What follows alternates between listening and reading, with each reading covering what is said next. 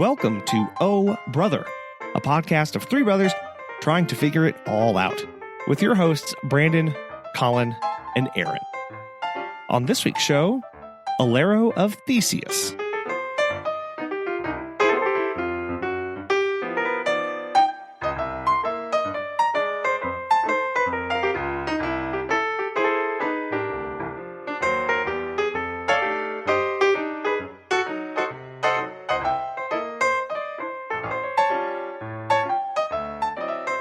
Happy birthday. Why, thank you. You're welcome. And because of our recording schedule, nobody will know what day it actually is. Ooh. It's a mystery. Woo.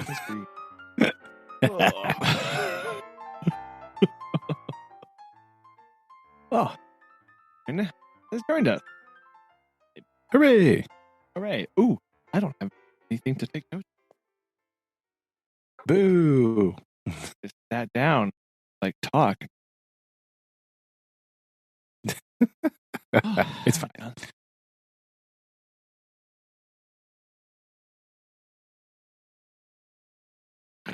Yeah, forever. A couple days. Boom. Well, but I didn't take notes for that one. Fair. What? Okay. Yeah, It'd be fine. Title should pre-title, see if it matches at the end of it. Like a psychic. There's literally no way that could ever happen. I mean, unless you cheat because you have the ultimate That's power. true. I could. Right, well, I could just. like... I could title it something and then just work it into conversation casually, and you guys have no idea. Like Collin said, plasma duck like 3 times. That was weird. Yeah, it's real weird. I don't know what's going on there. I don't understand. This weekend, and he. Nah. That's plasma duck. Goo. Yeah, it is. It. There are I have so many leaves in my yard. It's a bit obscene, and I've already raked. I've already filled. Here I have 9 30-gallon bags filled with leaves. Have been taken away from my house, and I still have probably about another 9 to go. And I mean, some say it is fall. It is fall. What is fun about that is that the city is done for the year taking away things for free. Well, not free, but you pay $5 a month, and they'll come by your house every other week to pick up yard waste, which is amazing. Really? Yeah, it's amazing. Now, there are sometimes, like during the summer, where I don't use it, but I definitely get my money's worth in the fall. I mean, yeah, but they are done for the year. They have done their last cleanup. They will resume in March. So I still have all these leaves, so I can take them to the. They have a composting place that's uptown for free, which is fine, which is great. I have 9 bags that I'm going to have to take there. Good night. To do that effectively. That's true. I guess it'd be a little difficult to. The lady was like, "Oh, well, why don't you just take them there?" And I was like, "Yeah, I don't have that much time in a day." But I guess I told Megan, I was like, just like every week, I'm just gonna have to find like 45 minutes to just take 2 bags at a time. Yeah, just take a bag here, a bag there. Right, it's fine. And then it'll be okay. Maybe by March, they'll all be gone. I don't know yet. Yeah, just do like one a couple a week, however many you can fit in the back of the Jeep. Mm-hmm. Right. Just go for it. It'll be fine. But I had more that I needed to get picked up. And I says to myself, I'm not going to do it today because it's really windy. And I mean, that's true. Literally the worst day. Super windy. So I was like, I'm not going to wait. I'm going to do it. I'm just going to wait. Do anything. And Megan said, that's fine. It's not going to rain for like a week. And then I was like, sweet. And then I got a notification about rain tonight. Maybe it'll just be like a wee little bit of rain. Like, it'll be fine. I hope it's just a wee bit of rain, because there's nothing like right now. It's nice because I can rake a bunch of leaves and they're all crisp and crunchy. And so I can fit a lot of leaves into a bag. But once they get wet, you can't compress them anymore, right? You can't break them down. They're just soggy leaf. Now I can basically turn them into powder and dust. I grind them up enough with my hand or my foot in the bag, or use the rake to press them down. Once I get wet, can't do that. So it kind of limits the efficiency of bags.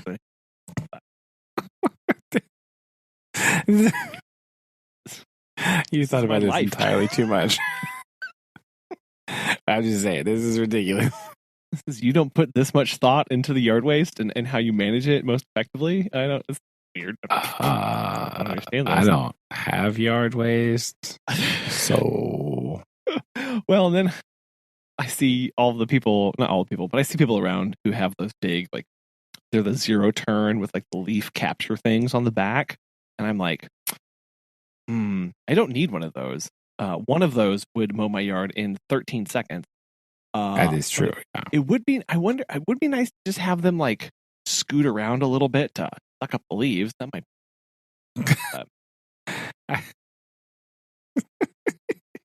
I'm sure you could get like a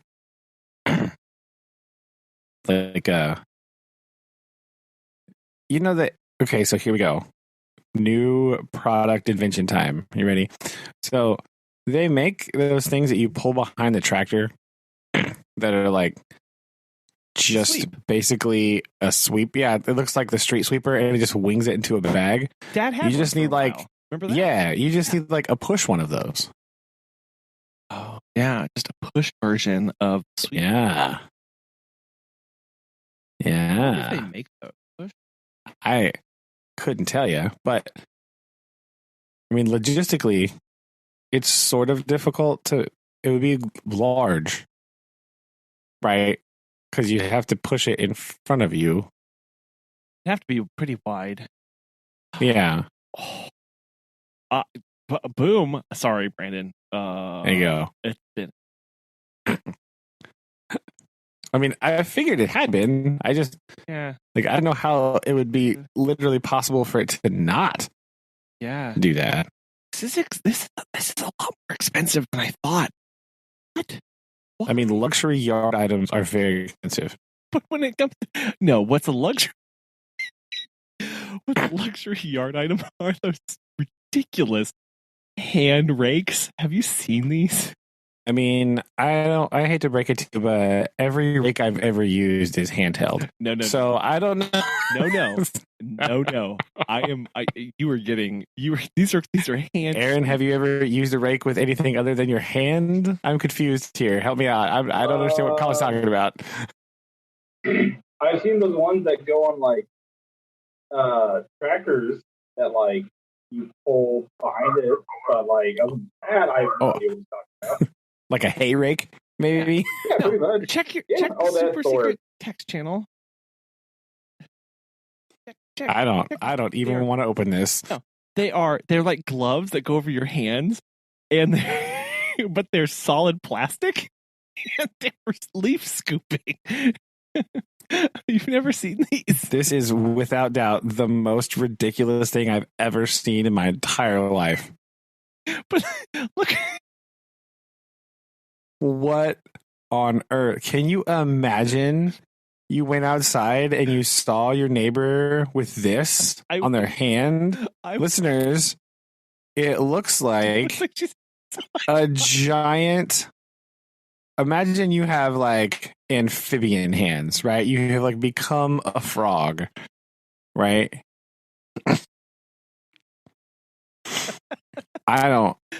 This is the silliest thing. What? First of all, well, I guess never mind. I was like, these people are out working in their yard in the fall in a short sleeve shirt, but then again, it was rather warm today. It was but 62 up here. We'll also say these product shots, they are having way too much.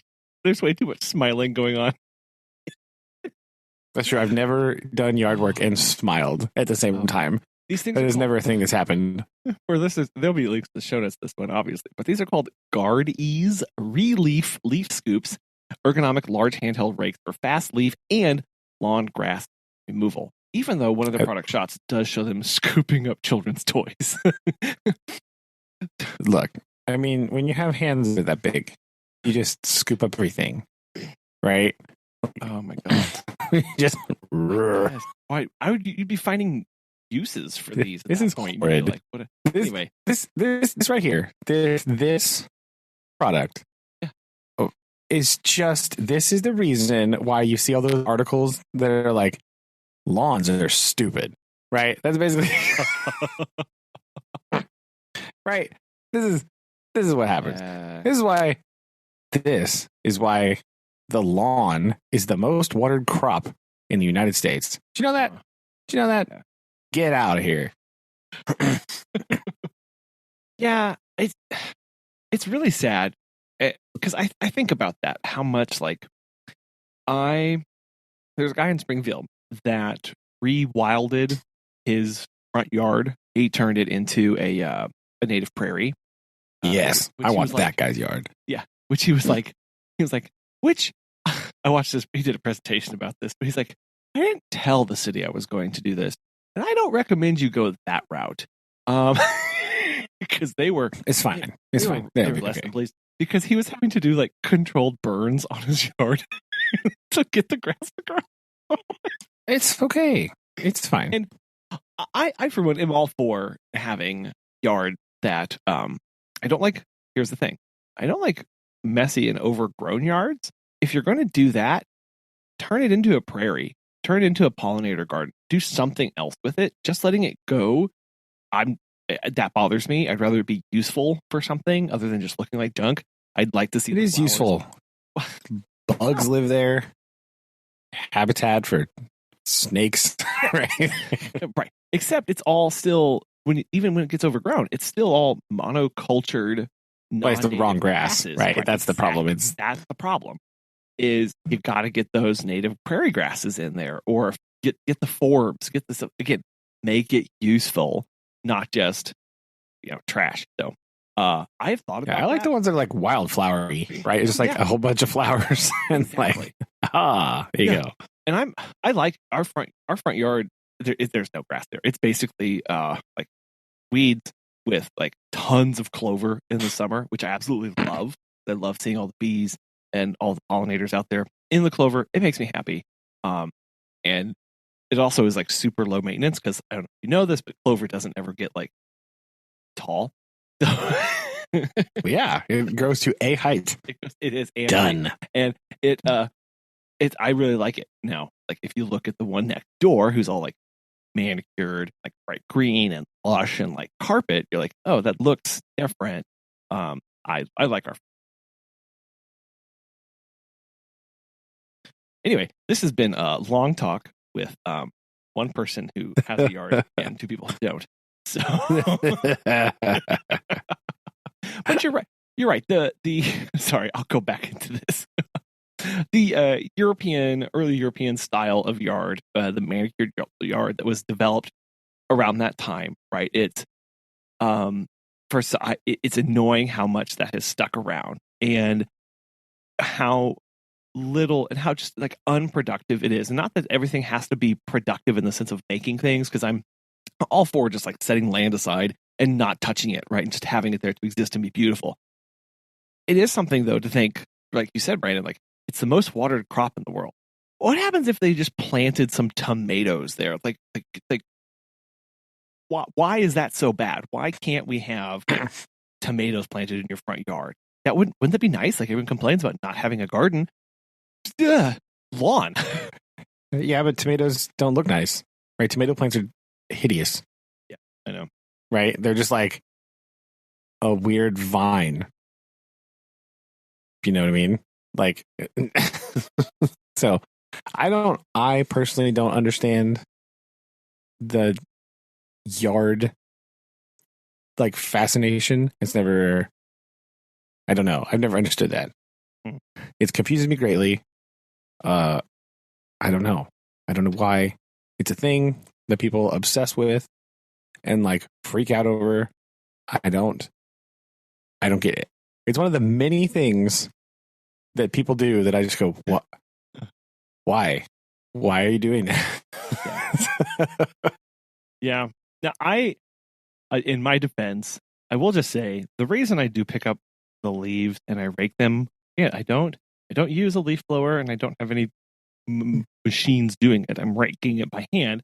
But the reason I do it is just like genuinely the volume of leaves that falls on my house. Again, I'm talking about I live on like my yard. I have more square footage in my house than I do yard. Okay, let's just put that into perspective. And I'm going to pick up 19 30-gallon bags of of leaves from that over the course of 3 or 4 weeks. It can cover our car if I don't do something with these. So it's like just from like managing it perspective, like it's like you do need to. It's true, I guess. You just need you got to plant different trees. You have the wrong trees, maybe.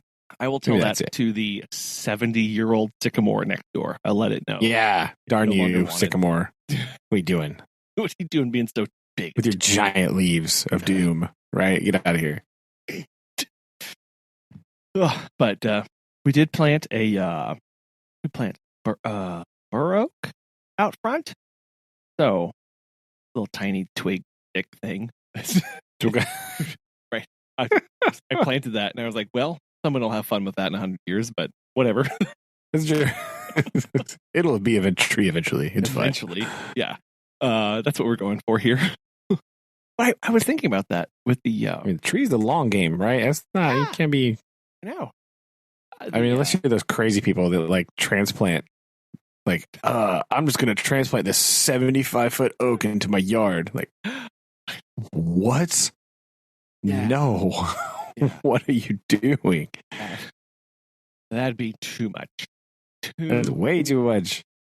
But I think about that with like all the beautiful parks around our city and Springfield and where you guys are too. Of like there are huge trees there, and like kind of the burden on the parks department to be like, yeah, the trees are what makes our park beautiful, but knowing like every year, like it's another year that tree won't be there in the future. And so like having to constantly just be planting trees, as you know, in 100 more years, it's going to look completely different with. Well, yeah. So I think about that when I see somebody planting a tree. Oh.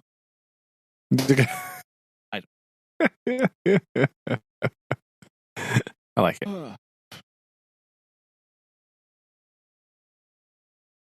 But hey man, how is your week off been so far? Actually really nice. Been running around a lot as far as getting I had to get the car yesterday and had to do some other shopping stuff.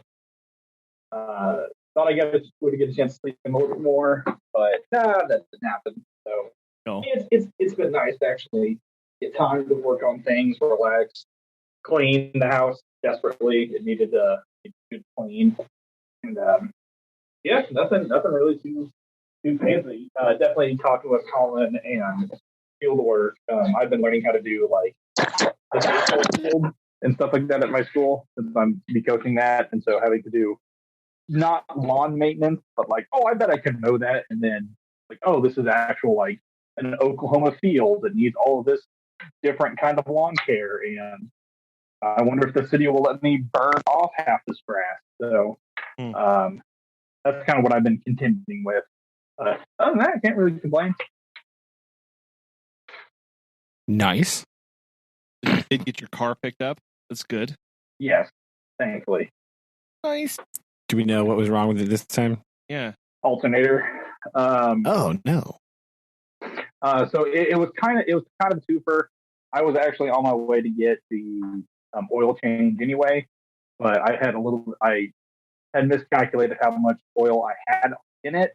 So that might have been a factor, but the main issue was the alternator. It completely killed my battery. Every year, when it gets cold, I always have issues with the battery or the alternator. I don't know what it is or why it happens, but it's always one of those two things that will always happen. But this is the first time I've ever actually had a major issue with it literally shutting my car off while I'm driving.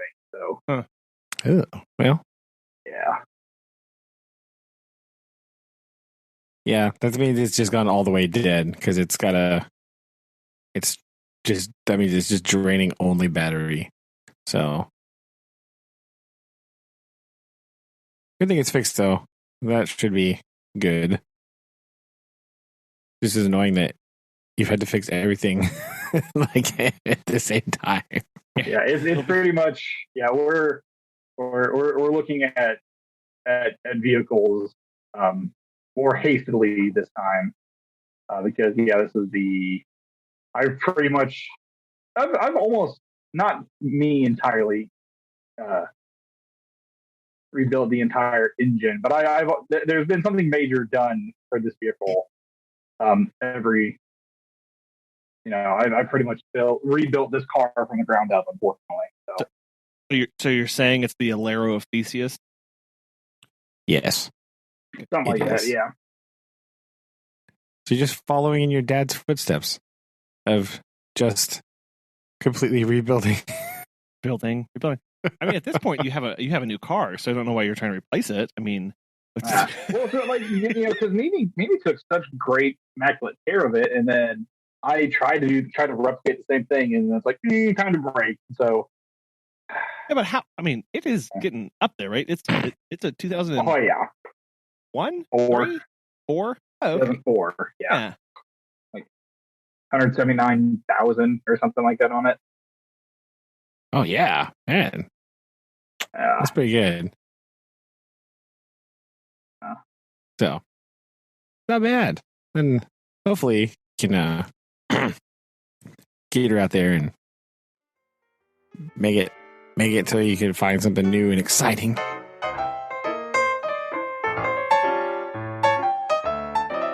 I will continue to send you Land Rovers. That's okay. That's the job that I will provide here, helping you find a reliable. Wait, never mind. Okay, I will. And I suppose in continuing with sending Aaron completely useless vehicle information, I'll send him like random Chinese electric vehicles or like mopeds. Right. Oh Honda yeah, there you go. Honda Super Cub. Yes. There's random electric trucks you can buy off AliExpress for like no dollars. Like, I wonder if this actually even moves. I don't know. Oh man. I still think you need to get that that Mitsubishi that I sent over. That was a while ago. That thing it makes me so happy to look at that. You're a very strange person sometimes. I don't really know what to say about that. Come on. What I said. I just said, look at this. And then I found it again. I said, look at this. And that's the text that I sent along when I sent the photo. So, I mean, obviously, huge impact on my life. Obviously, you just like to look at it. That's what I'm gathering here. Just look at it. You got snorkel, got orange. No. 1999 Mitsubishi. Yes, anyway. Yes. Send Aaron to buy an older car than the one that he currently has. What a great idea. How helpful. Wow. I think. What solid consumer advice. Aaron, I know that your old car is struggling. Here is a car that's older than the one that you have. And it's an older Mitsubishi, so spoilers, the transmission is broken. Like, that's what. Hey, it comes pre-broken. That way it won't break on you when you buy it. You just know. That is not better. That is the opposite of better. Fine. So I might call that worse. Let's go through. Let's see what kind of cars.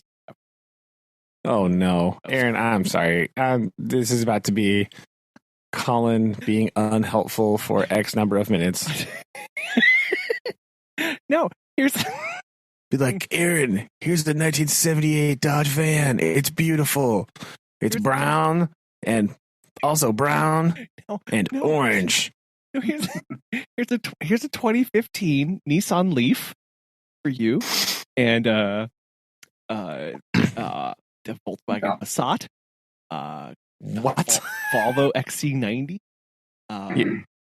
what? 1998 Lexus LX 470, 1997. Oh, we're going in the wrong direction. No one wants that. No one wants a Lexus. No one wants that car. That car is ugly. 1986 Land Rover Defender. Boom. Hard top, sending it to you right now.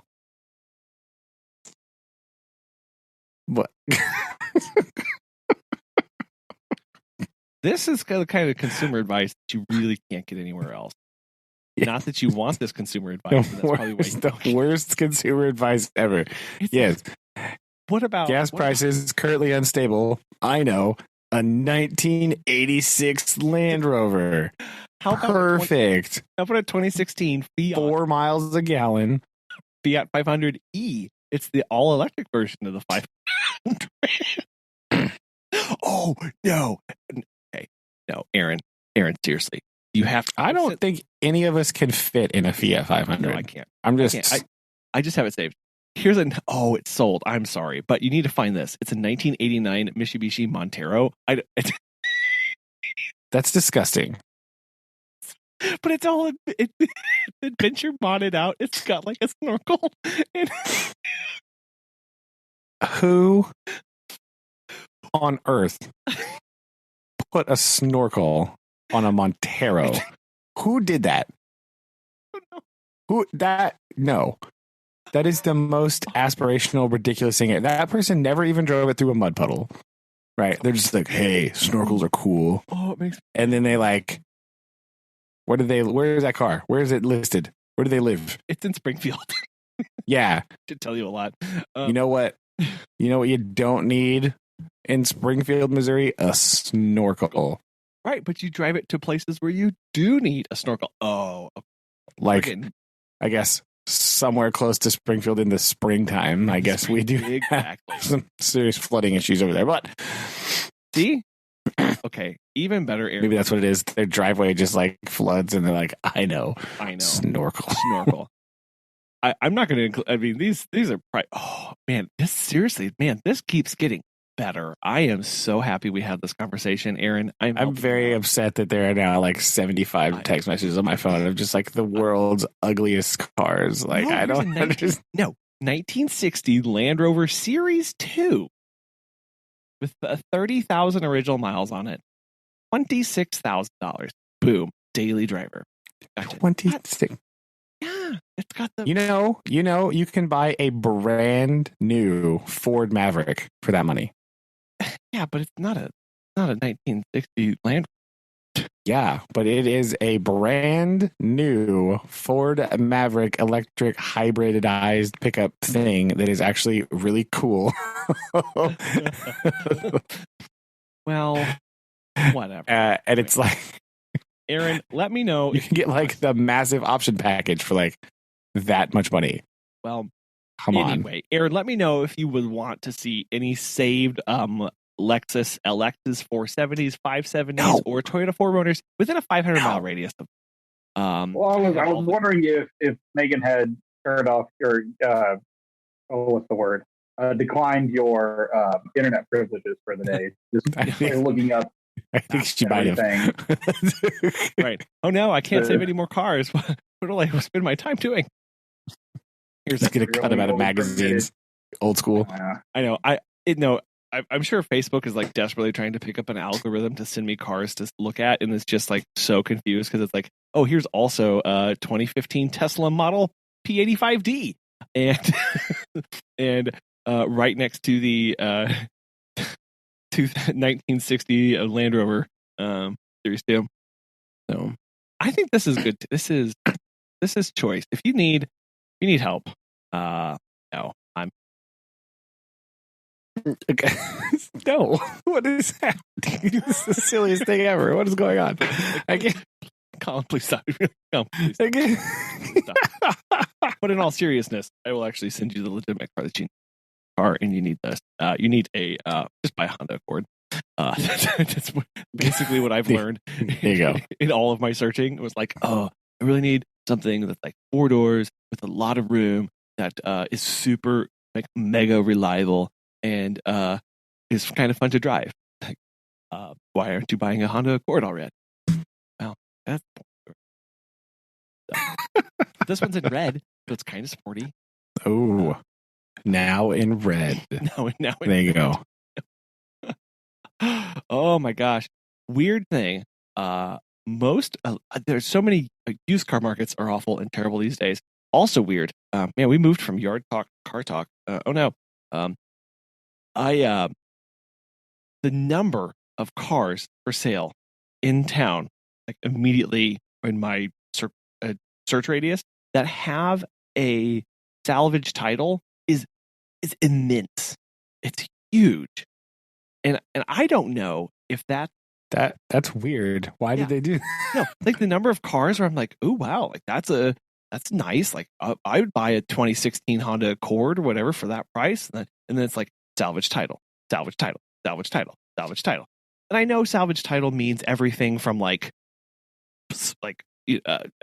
total crumpling and demolition of the car, and going from there to like you can quote unquote total a car by damaging your fender, and then having that replaced. So like the scale is weird, but it turns me off because like you don't know the history, like you don't know how it was repaired, but like it's a lot of cars here in town, and I kind of think that's done because those cars are always cheaper, and they know the market here is very price to things, and so they're always looking for cheap option, and that's a cheap option.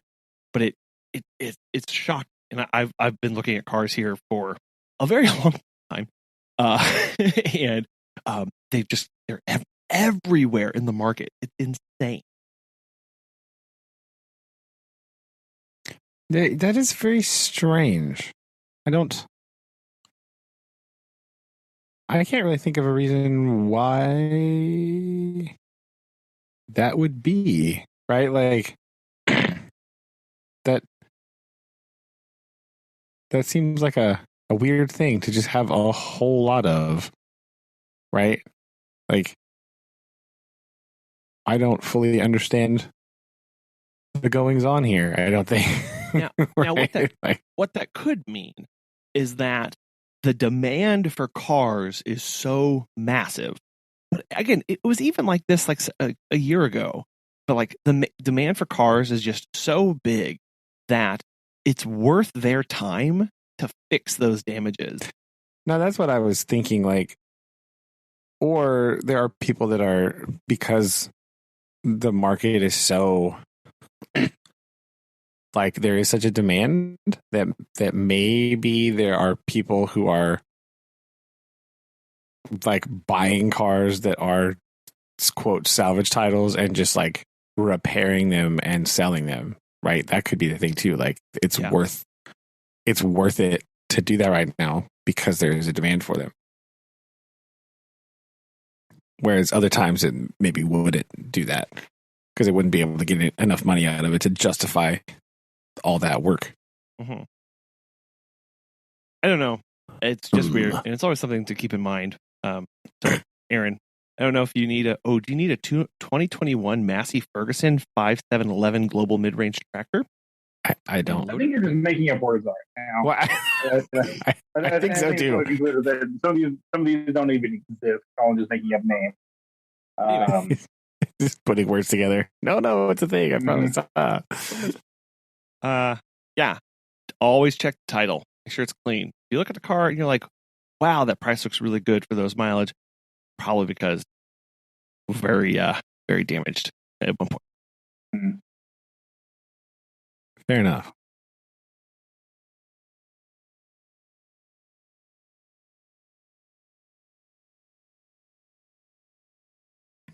All right, excuse me.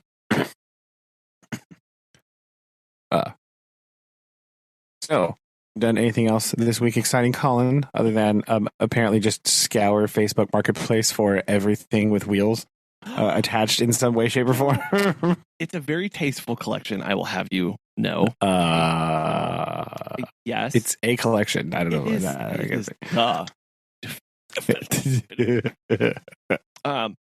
no, I really have the kids each had a Thanksgiving feast at their schools, so we attended those, which was fun. I thought you just like by themselves in the house. Like one of them ate over there, and the other one ate in another room. It was great. It was fine. It was great. Yeah, we all enjoyed the quiet.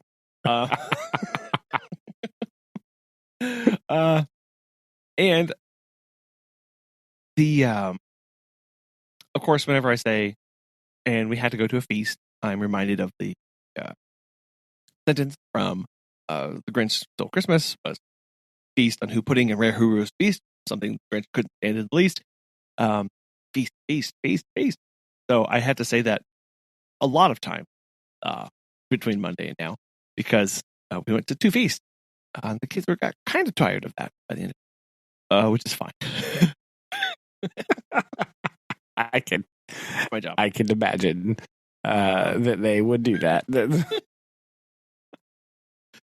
But no, that's pretty much been it. Is the kids have been out of school. I mean, Noah's went to school Monday and Tuesday, and then is out of school Wednesday, Thursday the week. Lillian just goes 3 days a week, so she was out of school. So she had a half day on Wednesday today, and no school for the rest of the week. So we get to spend a lot more time. So fun. The park Christmas lights, they turned on those drive-through Christmas lights. It's nothing like what you guys have by you, Brandon, but they are trying.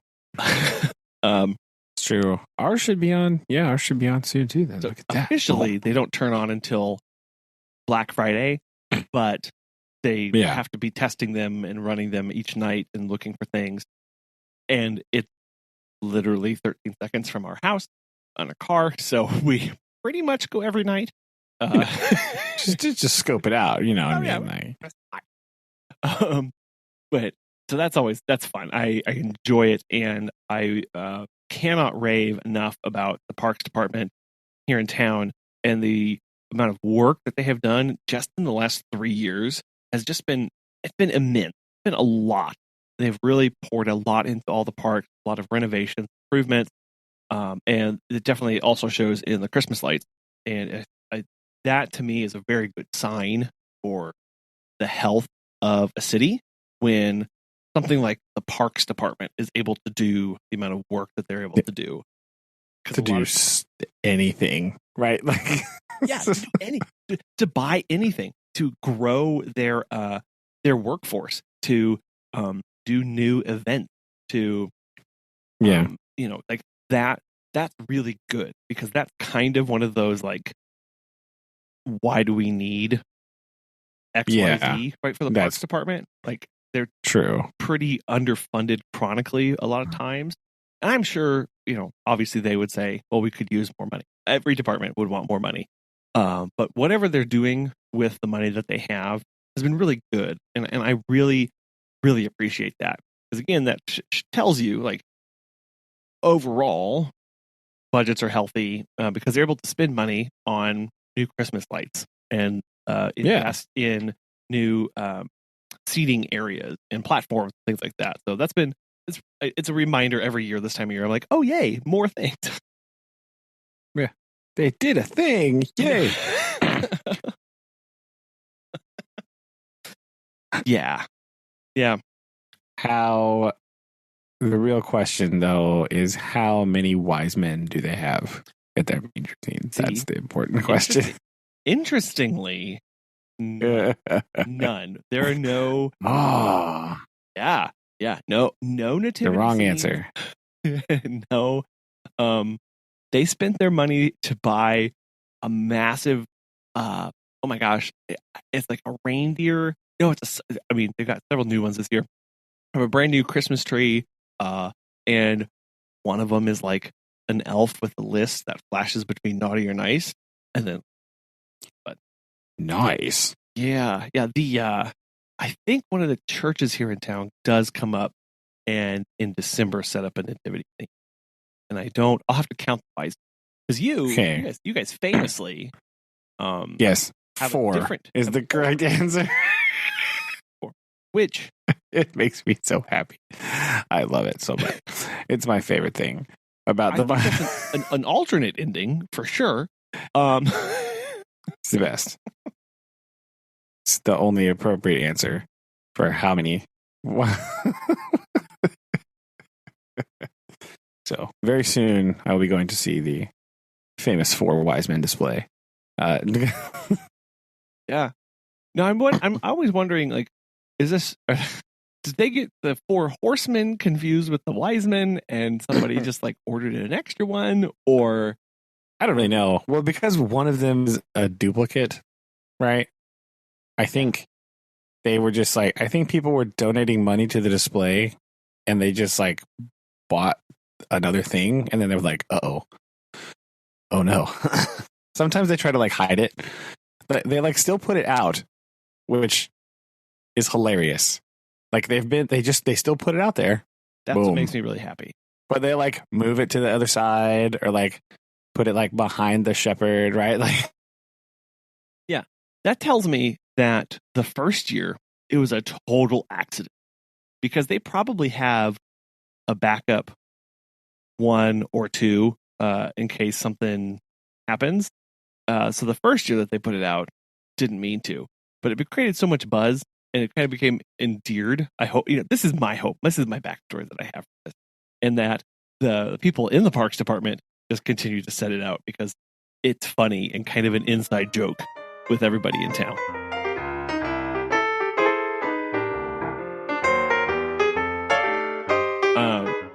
Have you had to do any concession stands yet?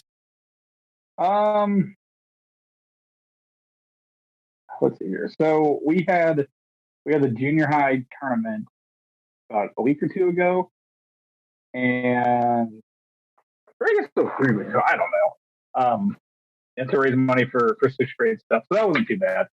I had 1 too many or 6 too many 6th graders in there, so it was a little chaotic. But we at least know for next time at least. But yeah, it wasn't too bad. I think we only have 1 other tournament we're doing.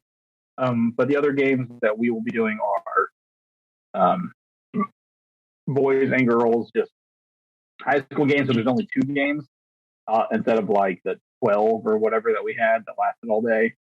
So the other games should be a lot quicker. I mean, they don't start until like 5. However, so some of those days I'll have to just hang out in town, stay in classroom because there's no point in me driving all the way up here and driving back to get stuff done. So here next month we have 2, and then January we have 1. And basketball season will sort of be over, and the baseball season will start in February and March. So. Quite a lot coming up. Yeah. Right now, it's just kind of nice once school gets out, I don't have to wait around for anything. I can just come straight home and be home at a decent time. So that'll be nice. But in about 2 months, just get reacclimated, and then it'll be in the heart of it once February rolls around. Unfortunately. Sure. Now I am curious to know, because didn't get to talk about this. What kind of house are you looking for, and what kind of house is Shelby looking for? Well, one that's distance wise is the main thing for me, anyways, and then whatever one that doesn't have like a whole heap of a lot of maintenance that we have to do. I am not very handy at all. I don't know if it's just me being spoiled by being in apartments for a long chunk of my adult life, of not having to worry about like, oh, this is broken, I can call people. To the an act of like, oh, I have to fix this now. So I'm okay with a little bit newer houses, but I know those will probably be a little bit more expensive. But older houses do look really nice. But for me, the main factor is distance and is it in a ghetto or not? Because unfortunately, there's a lot of parts that we looked at Tulsa that are, oh, here's a really nice house for a really good price, and oh, look at everything around it. And so that's kind of the what I don't really want to have to deal with. And so that's kind of the big two factors that I have. But as far and as if there's fans everywhere, like fans in every room, so I don't have to install or whatever. So, nice. Do you guys like more open or closed floor plans? Are you? I'm pretty sure you're all about that Greek revival architecture. So, there's a few that we found that are kind of more that opening, not really a lot to it. Kind of was, oh excuse me, but there's one or two that are two-story ones that we found that were like, oh, this is really nice. Another big factor for me and for Shelly are backyard. Is there a fence? Do I have to put in the fence? And then parking. One of the houses that we found like looked really nice, but like it was like here's a concrete slab for parking. Oh, it's in the back. Good luck. It's like, oh man. So if there's adequate enough to house two vehicles and have a backyard where we don't have to worry about it, like as far as like backyard maintenance, like as of like having to put a fence, having to go through and weed eat everything or whatever. Those are some kind of big factors for me right now. Yeah. But other than that, like there's the houses that we found, price wise are the ones that are kind of the kicker. It's like, oh man, this would look really good, but oh, it's over $200,000. So, we can't afford that. So, those are kind of there's always one or two that we find, and then it's like, oh man, it's like really expensive. So we're still looking. We're still, the progress has slowed a little bit. We are going to wait till the housing market gets a little bit settled at the end of the new year. Sure. Or at least that's what Father keeps saying. Like, oh yeah, just wait until after the year when everything gets settled, and so that way there'll hopefully be just a lot of new houses that appear on the market. But we got to get an agent. We got to keep whatever options we have. But at the same time, I don't know how long I'll be at my job, so we can't move too super crazy. But there's a lot of neat little towns in and near or around Tulsa, so we have options. It's just finding the right one. Sure. If you haven't already, just a pro tip here is get with an agent and have them put you on a mailing list, an email mailing list that sends alerts multiple times a day. Don't rely on Zillow because keeping out Zillow, it is never up to date. And especially if you're trying to buy a house fast, there's always a delay in those listings. So they may post, and then Zillow might not pick it up until sometimes a day or more later. So getting with an agent and getting on their mailing list will help you because they will just set it up and it's automatic and it will send it to you. You tell them like, I want this number of beds, this number of baths, this number of square footage, this price range, and anything that hits the market with an X radius that you're willing to go to, they'll send it to you. Okay. Yeah. Yeah, that was our next big step, was to find a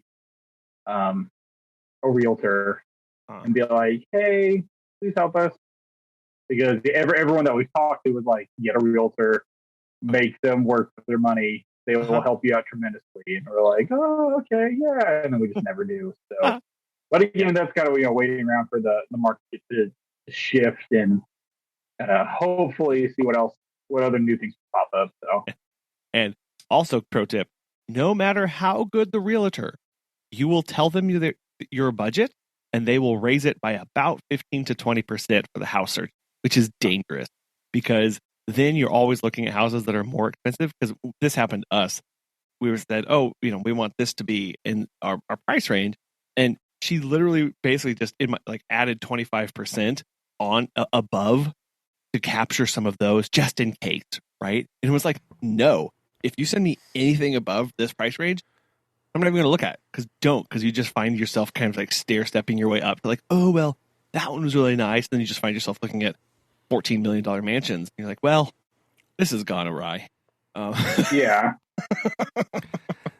That's what happens when you get paid based on a percentage of the value of the house. Exactly. Right? So you just gotta watch out for that.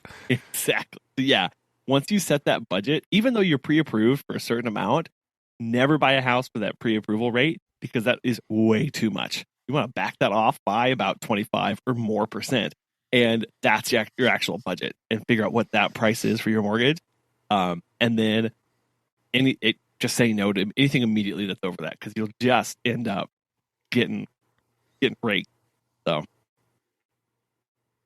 yeah, that's kind of the big thing that we're looking at is prices definitely in between, like 170 maybe at best, or anything like way under. But like we find a house and it's like, oh, it doesn't have the prices listed, and then we find it's like, oh, it's only 300,000.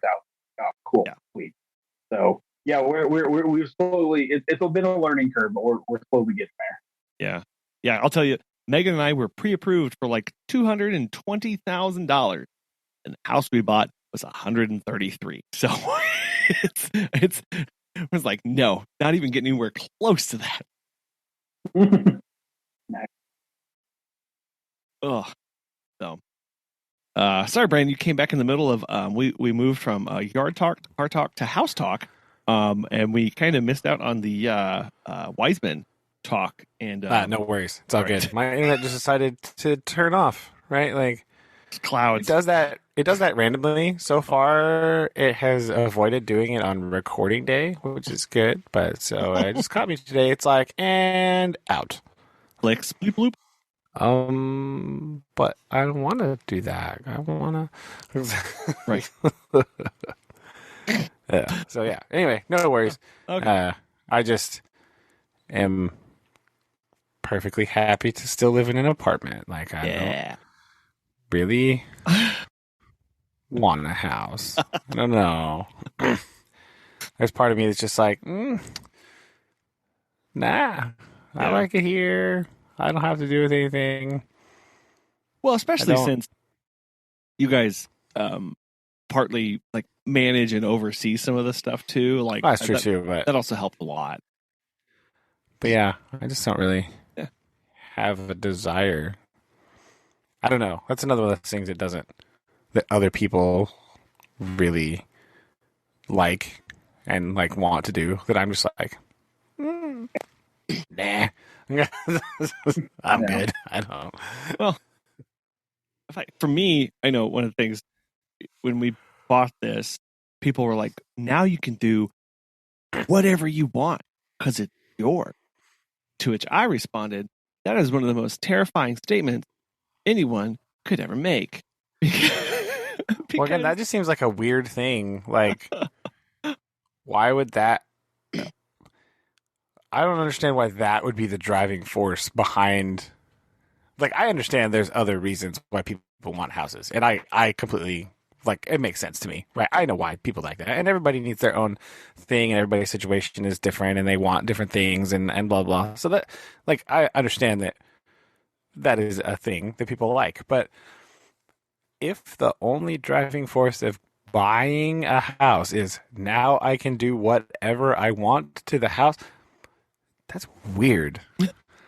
Right? Like, Yeah. what did you want to do that was so outlandish that you had to buy a house to, like, what are you talking about? Well, it's things like, I don't know, like you want to change the wall color. You know, a lot of apartments won't let you paint. Or like, I don't know, it's like sometimes I do kind of get the itch to turn my office into a walk-in master bath from the bedroom, just because it's like that'd be kind of fun.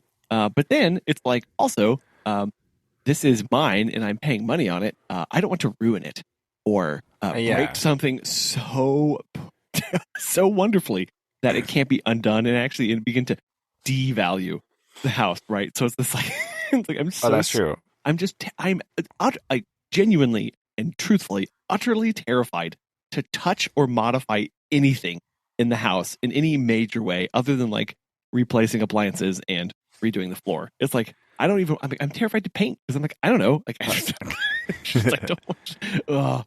Plus the number. I feel like perhaps part of my trepidation comes from the fact that I have exactly zero of the skills necessary to do things like that. Oh yeah. So like, if I wanted to change a room into a bathroom, let's just pretend that's something I wanted. I am going to have to pay somebody else to do that because I can do none of the things associated with that task. I could do zero of them. Yeah. So like, I mean, I could paint the room when it's done. Boom! Look at that. But that's it. That's all I can do. And so I don't have the desire to do that. Right? Like, constructing things is not a particular part of my personality that just, like, needs to happen. Like, I like tinkering with things. Right? Like, small scale. You know what I mean? But like the thought of like renovating a room is like, no, it doesn't sound appealing. It's so far out of my depth.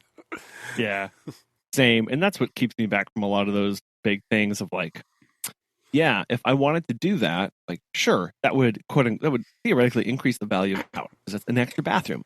People love more bathrooms in houses. I always laugh whenever I see a listing for a house that's like, this is a 3-bed, 5-bath. And I'm like, I'm sorry, what?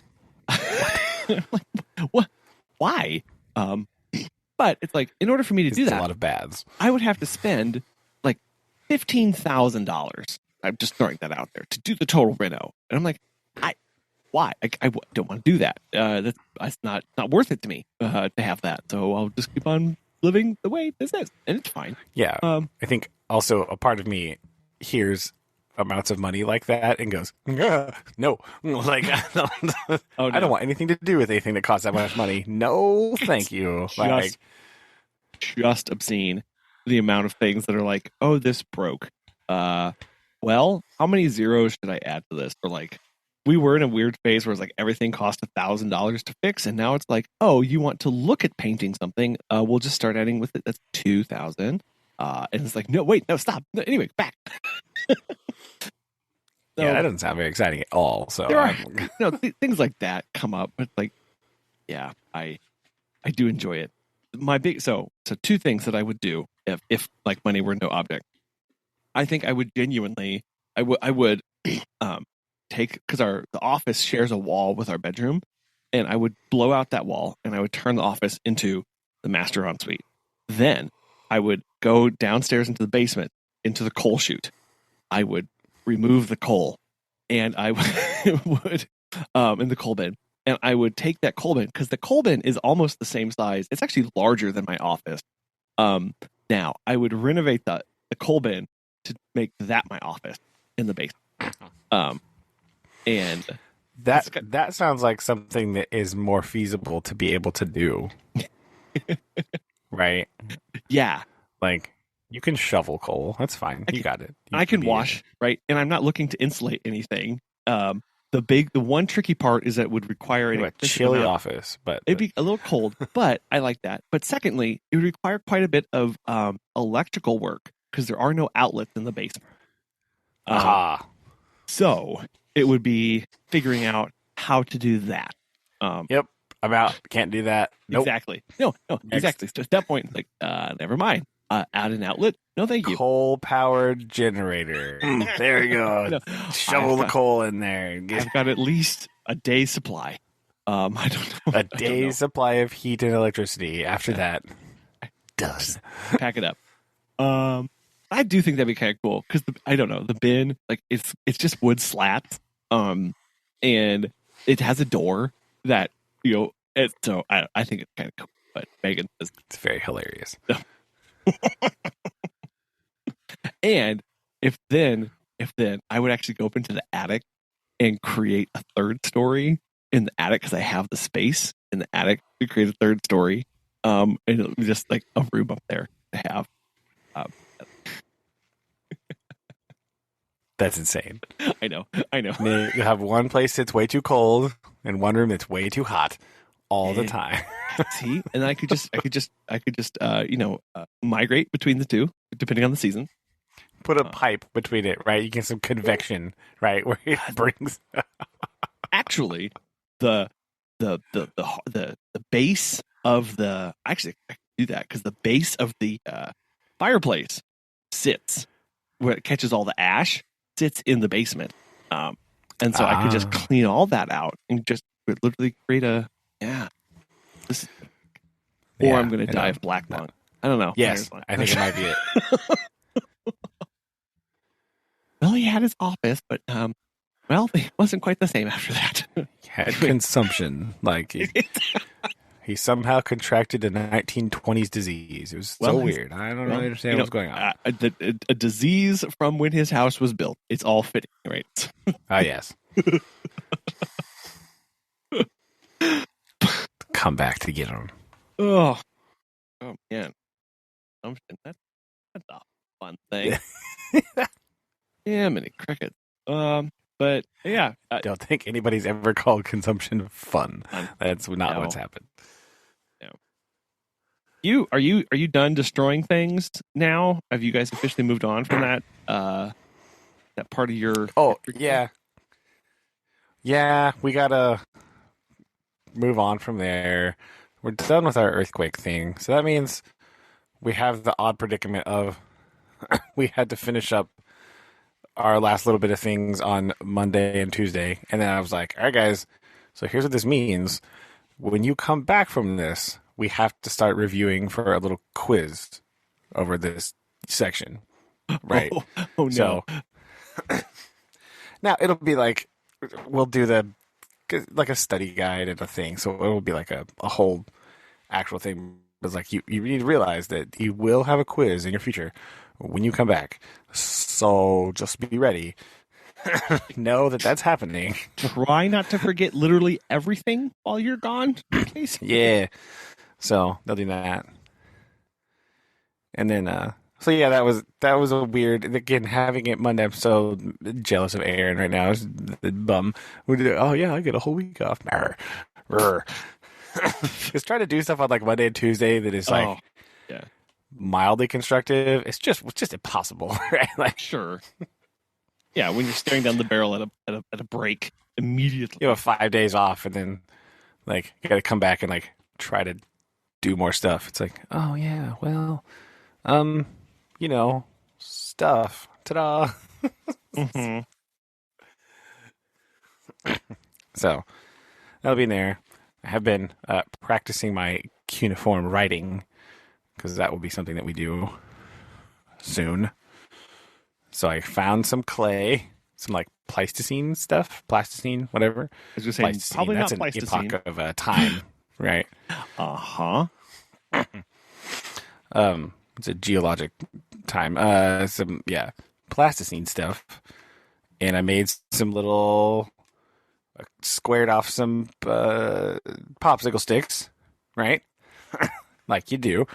So I've got some little styluses, right? Styli. Sure. To do that, so I've been practicing my cuneiform lettering. Very exciting. Uh-huh.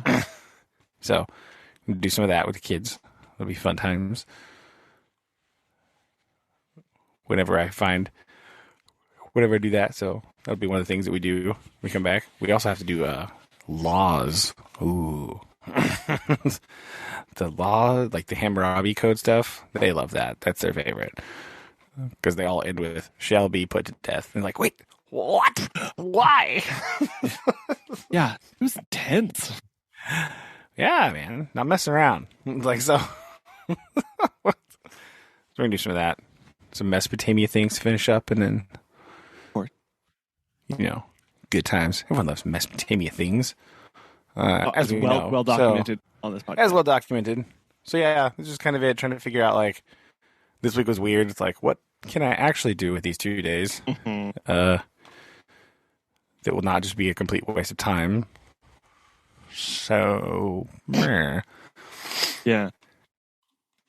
Aaron, I have found a car for you. Oh no! Car, real quick. Sorry. All right. It just popped up. I remember that this car pops up a lot, and I don't know why this is. But wow, what there's confidence inspiring. There's a distinctive moment in Top Gear where this car is featured, as in James May is in downtown London racing something, trying to park, and it's the 2008 Mercedes-Benz GL 550, and he constantly complains about how big and unruly it is. But and I don't know what he's racing. It's a perfect fit for Oklahoma, right? It's lots of room there. Space abounds. Space abounds. Anyway, I'm always tempted by those older cars. I'm sorry. It's a 7-seater. You got room for like Aaron wanted room for like football gear, like room for all of it. 7-seater? What? Yeah, those SUVs, like the not to bring it back up again, but like the Lexus LX 470 or 570 or even the Land Cruisers are 7-seater. So they've got the 5 normal ones, and then they've got the removable seats in the back. Gotcha. Oh, they're not the one I thought. Okay, so I figured 7 because I know some cars have they have the back bench seat. Yeah, and then like the middle row is like just 2 captain's chairs, and then the front is 2 captain's chairs again. No, so that's mostly for you see that a lot. So the Volvo XC90 has that, and a lot of the Chevy Suburbans or Tahoes will have that, or mostly you see those in like minivans. But a lot of the other like European model SUVs, they have the 5 in front, so the middle seat's a bench, and then the back seats are fold away captain's chairs, where they're not. So they actually fold down into the floor, or in the 570s or the Cruisers, they fold up into the wall, which does cut into your cargo space. But in the 2007 models of the 470s or the Cruisers, you can remove them entirely, giving you a lot of space. But 2008 and newer, and then you have to store them in your garage, giving you less space in there because you have 2 humongous car seats. But where also, have you ever lifted a car seat? Yeah. Tell me this. Yeah. Riddle me this. Yeah. When was the last time you picked up a car seat? Yeah, but these are like only an actual seat in a car. But they're not like the driver's seat where they're like fully electronic. Like 1 million pounds. Yeah. Right? That's how much a seat in your car weighs. One time and it's gone. 1 million pounds.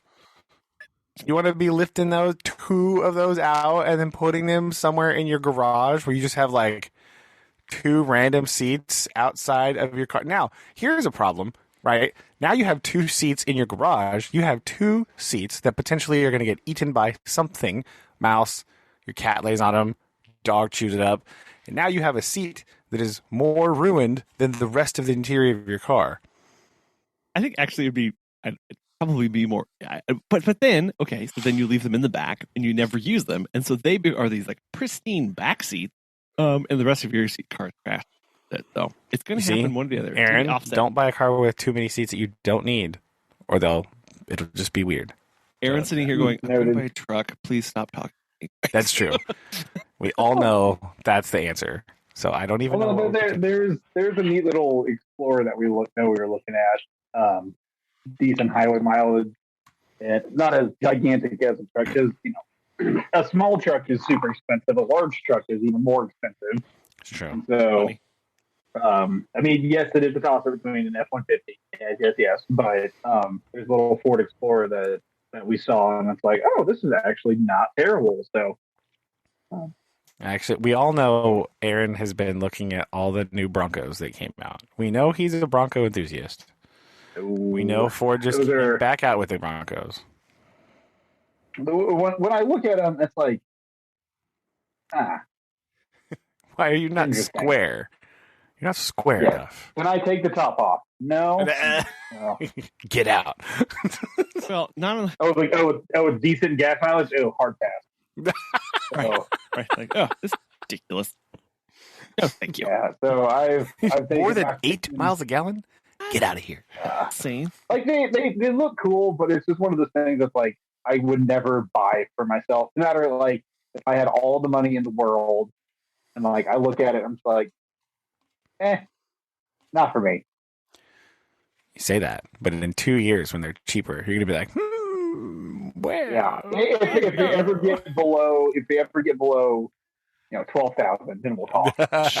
Scoop it up, blam. Yeah. Which in 10 years the value will still be like, oh, it's only 25. Like, oh, that's true. Geez, thank you. Yeah. Well, yeah, and that's the Bronco is weird because they have the Bronco Sport and then the actual Bronco, the one you want, and it. I don't know. It's a weird distinction to have because then the actual Bronco, it goes insanely expensive. It's just for a Bronco. I don't understand. Like, it's the name. I know. Right? I know. The name Bronco evokes many things in people, and they go, "Oh yes, must have. I must have that." Again, they're all people that are like slightly older than us, right? That like when the Bronco was like the big thing, they all either had one or their parent had one, and now they're like, "Oh my gosh, yes, the Bronco! I must have it." And so, like, it's just a bunch of like 45-year-old dudes driving Broncos. That's what it is. So, like, yeah, no, it's true. It's true. Yeah, because then you got to, the building. It's the people that are too young to buy Corvettes. Right, because everyone knows that you have to be over 60 to own a Corvette, right? That's just the law.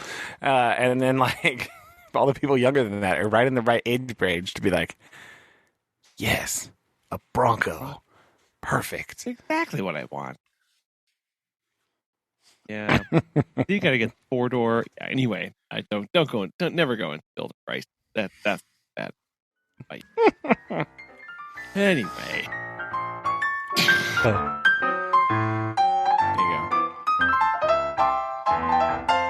Well, I figure to actually make this somewhat holiday themed. Oh, okay. I think the best way to end this episode is based on our experience this weekend. And we all know that our father goes overboard buying pie. Collin and Aaron, we need top 5 favorite holiday pies. Boom. So we need to end the episode on. Here we go. I like this. Definitive list. Oh, brother, top 5 holiday pie edition. What are your favorite pies to celebrate the holiday season? Okay. This is intriguing. Is it so two different things there. Are they holiday pies or are they pies to celebrate the holiday season? Because that is any one. Because I feel like any pie can be co-opted to celebrate anything. And I think I am not limiting my list to specifically like Thanksgiving pies because that's only like 3 and I don't really like any of them. So we're going to no, fine.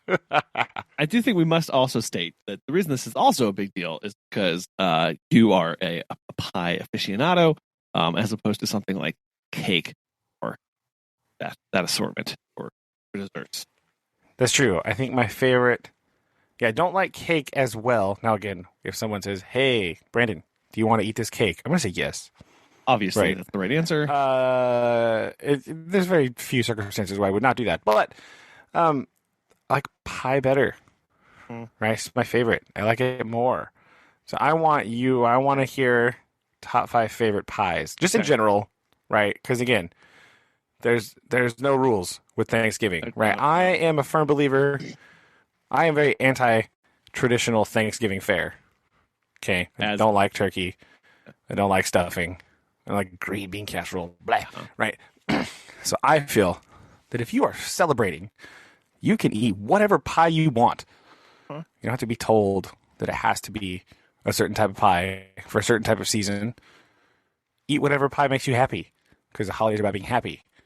And if whatever pie you need to do that, eat that pie. Right? Okay. So write your book. Run for office. Get off your soapbox here, dude. I just want pie for everyone, right? Got to break out of this shell, man. Your pie shell, pie crust. The dum-bum. So I'm just trying to be my anti-establishment coming out in pie form, man. Right? Like, get out of here. Anti-establishment pie. Number 1 favorite pie. Anti-establishment pie. Okay. I think I've got this. I have. Okay. I don't know. Who wants to go first? I'll go first. Okay. I think number 5 on my list, out of like pies that I want. Yeah. Right? I have a very strange affinity for strawberry rhubarb pie. I don't know why. I have no idea where this comes from, but I like it. Okay. And I don't always want that one. Right? Sure. So I feel like that one has to go further down on the list. Because I like it, but like, not always. Gotcha. You know? Yeah. So I'm going to go number 5, strawberry rhubarb. Okay. I'll go next with my number 5. My number 5 is a pot pie. Fight me. Unexpected turn of events. I enjoy a high quality pot pie for meal. Also, I think depending on what's in it, you have it cold. I've had cold pot pies before that are pretty good. Not like they were originally served hot, but then you eat them cold. Yeah, like leftovers, right? Like you do. Leftovers. And for celebrating, we didn't say we had to celebrate with a dessert. We're celebrating with food. So I'm going to go with pie. I did say whatever kind of pie you want. Egg pie. True. I don't have egg pie. Oh, is that a quiche? Right? Quiche. Would that be quiche? Is egg pie? Oh, it's boom. Sneak peek into Collin's number 4. Oh my God. Okay, Aaron, number 5. All right, so not gonna lie, not the biggest like pie person. There's maybe like 2 that I could be like, oh yeah, for sure. But I have to go with like, and I'm not even like the big fan of this. This is just the one that's like, oh sweet, I can have like a slice or 2, and that'd be like pecan pie. I'm not a pie connoisseur by any means. Pie is usually not my go-to unless, which I think we can all share the top 2 and top 1 spot. But pecan pie for me, I mean, it's a go-to. It's just something that you have to have. But like, I will have a slice that is the only option. Okay, I like it. Yeah.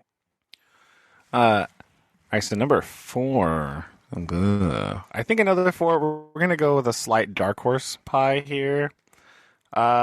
This is one that like, not always looking for this one, but when you have a good one, it's like just super delicious, and that's gonna go ahead and be banana cream pie, right? Ooh, like I really like that one.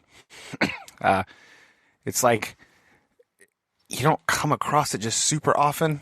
Mm-hmm. Right, you know, and sometimes they're not good depending on where you get it. But like, when you get a good banana cream pie, it's just like really nice and exciting. So I'm gonna go banana cream pie number 2. Okay. Mm-hmm. This. Okay. This is probably more seasonal. But one that I will eat if present. But I will go ahead. I do enjoy a good pumpkin pie with whipped. I can't eat a lot of it, but it's definitely one of those, like, it's served cold, and I'll have like one, maybe two slices, and I'm good for you. Yeah.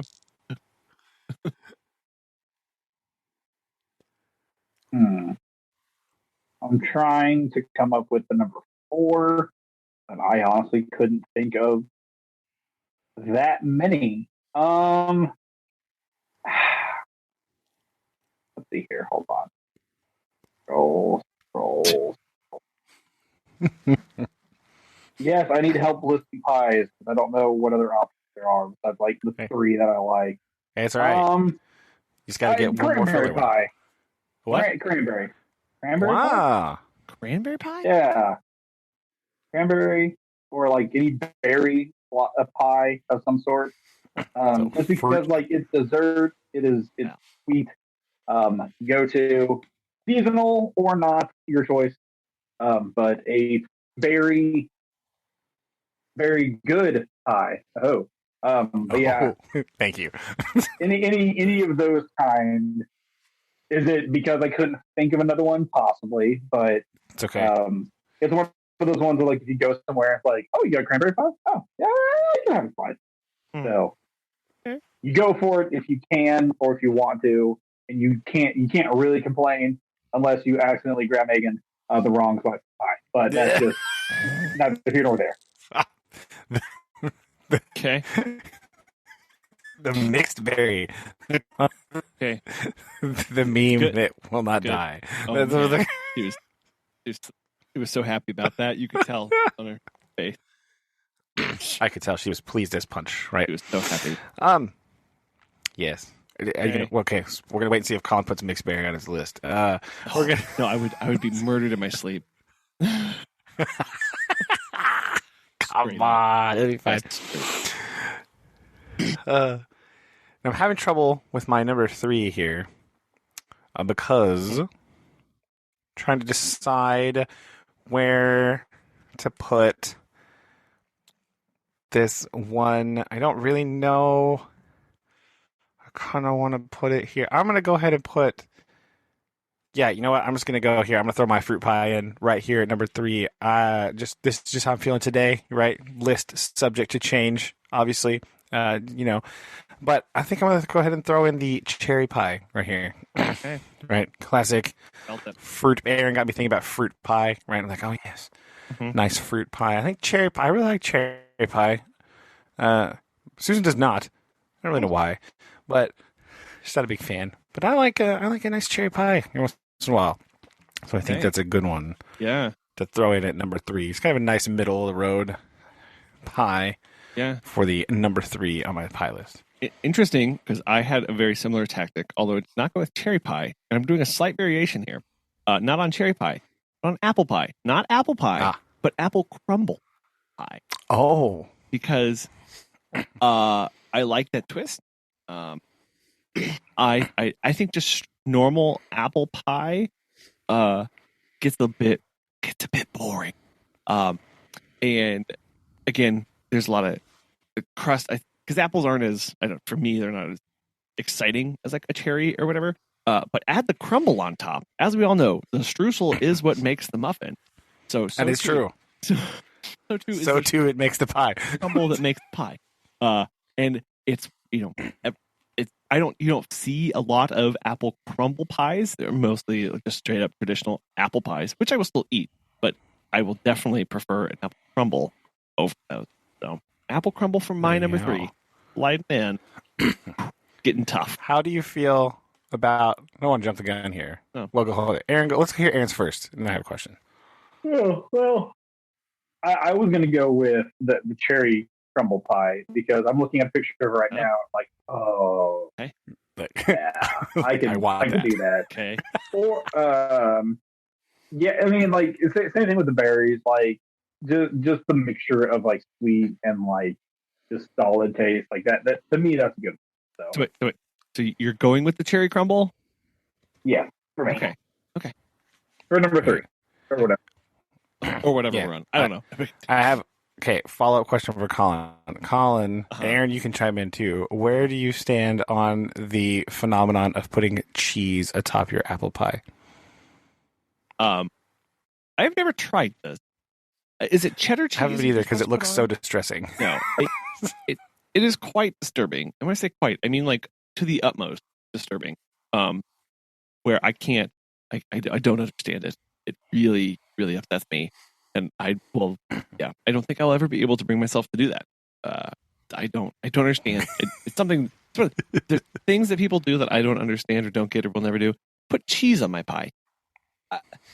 It's a perfectly good piece of pie. Why would you put cheese on it? I don't know. Okay, I'm the same way. I've never actually tried it because I've seen it and gone like, no. So I just wondered, Aaron, do you have thoughts on this? I've seen people do like I think it's cream cheese, but I've never seen people like cheese shavings. Or no, I've seen it like straight up like cheddar cheese and or like Kraft singles. Oh yeah, no, never. Yes, okay. I'm glad we're all on the same page here. Thank you. All right. On to number 2. I'm going to have to go ahead and throw down with some lemon meringue pie at number 2. Oh, man. Right. I like the citrusy goodness, right? Plus the meringue. Yo, what's up? It's really fantastic. I really like it's something very, I don't know, it's really weird. It's like refreshing almost sometimes, like the lemon meringue pie. It's like very light, very just like, so good. Even though you have to put like 12,000 pounds of sugar in it to make it like meringue and to sort of balance out the lemon so it doesn't like just blow your face off with the. But I really like lemon meringue pie, so that's gonna be my number 2 for today. I think. Oh, dang, we are really synced up here. It's weird how just slightly off we are. I actually don't like lemon meringue, and I think that's just because of the amount you typically with lemon meringue, the lemon part is like 3 centimeters tall, and then the meringue or meringue it's like a million. Yeah, I don't like the too much meringue. It's no good. 14 feet of that. So because that balance gets so off, I actually, as evidenced by this weekend, that's true. Really like key lime pie. Yes, key lime pie is one that you talk about being refreshing. Like that's something you can have literally whenever.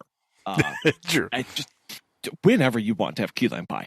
And I've got good memories about it, and it's something that I always enjoy. I will that we're moving away from the this 5-to-1 of like eating when it's available versus like actively seeking out. Yeah, like I want it, right? Like want. Yes, okay. That is how my list is progressing as well. Like, I could enjoy this, and I like every once in a while too. Like, I need this pie right now. Why don't I have it? Aaron, number 2. So this is kind of going to be interchangeable with number 1. I'm just trying to think of which of how it stands. I think I'm just going to go ahead and go with. If you ask me this tomorrow, like after Thanksgiving, depending on if how much of it Shelby's family actually has, I might give you a different answer. But I'm going to go with my more of a specialty pie that I feel like I can either have it like whenever, but also for like holidays, and that's French silk pie. I think we all can agree. It can be very easily my number 1, but number 1's kind of special to me, anyways. So I'm just going to go with French silk pie, just feeling the vibe, you know. Okay.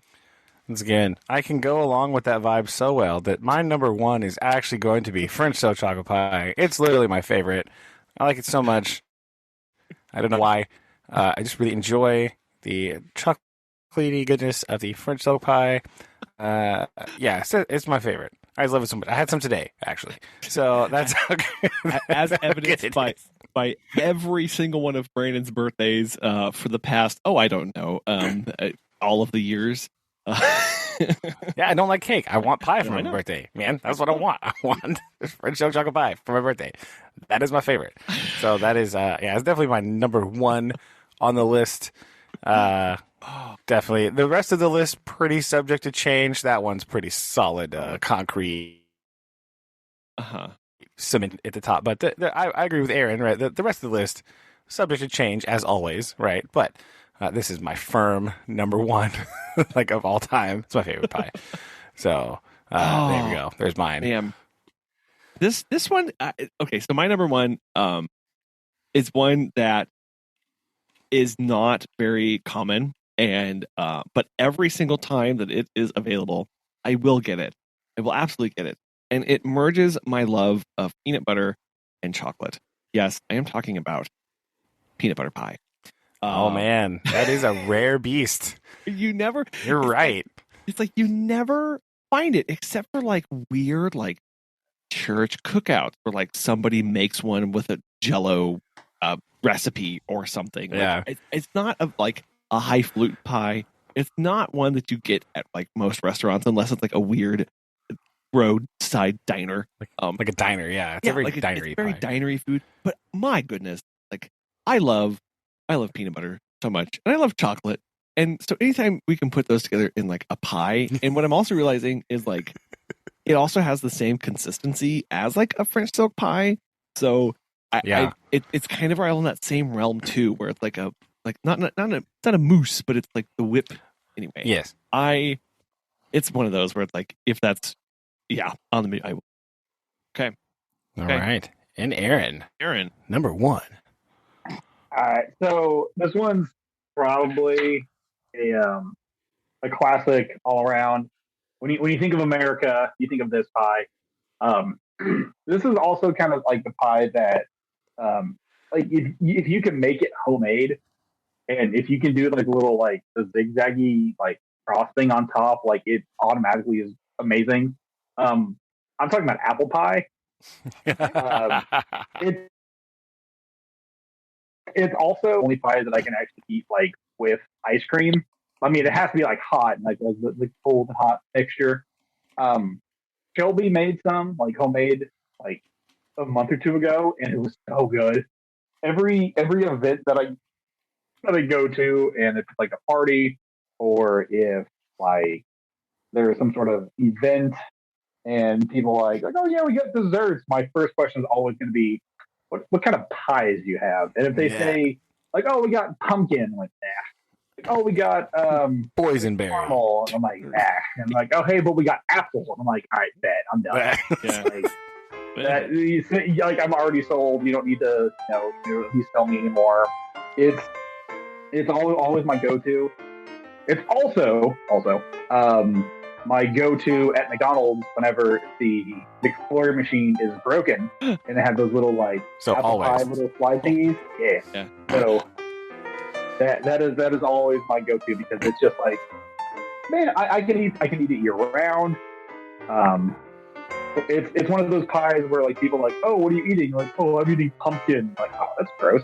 But like, no matter who you talk to, it's like, oh man, that apple, nice. So it's everyone's. It's there. It's your favorite. It's your number one draft choice. It's apple pie. So, so lock it up. Done. Okay. Nicely done. I like it. Okay. Well, these are the canonical only options now, pies out there. So, forward to seeing more of these, more popular. Good, more pies in the world. Always that's not bad. That's true. More pie is good pie.